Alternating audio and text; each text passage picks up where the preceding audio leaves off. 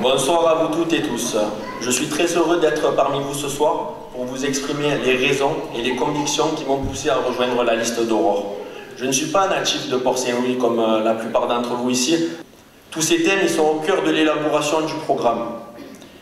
Il est aussi pour moi important que nous, les jeunes, puissions avoir la parole et être entendus. En premier lieu, je pense qu'il faudra déjà améliorer l'offre de santé existante. Il est très compliqué de tomber aujourd'hui malade à Port-Saint-Louis-du-Rhône. Malgré les efforts des médecins présents, il y a un manque cruel de permanence de spécialistes. Il faudra aussi améliorer les transports en commun, aussi bien dans la ville que vers l'extérieur, pour réduire les inégalités et éviter que notre territoire soit enclavé. Agir sur le durable, permettant de sauvegarder nos ressources naturelles.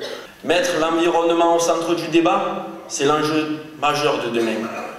Mais cela est bien compliqué lorsque l'on sait que les dirigeants actuels de notre ville sont étroitement liés aux personnes qui nous ont imposé l'incinérateur il y a quelques années.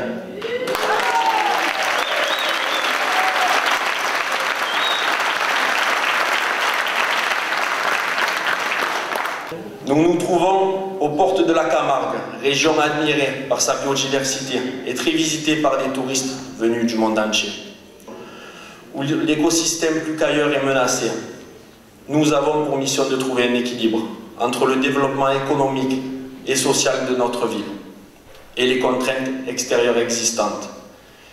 Il sera essentiel de rester à l'écoute des habitants durant les 6 prochaines années, car avant tout, une ville est constituée par des femmes et des hommes qui la font vivre. C'est pour cela que tous ensemble, donnons un nouveau cap, un cap réel à Port-Saint-Louis-du-Rhône, le 15 mars. Alexandre Casimir.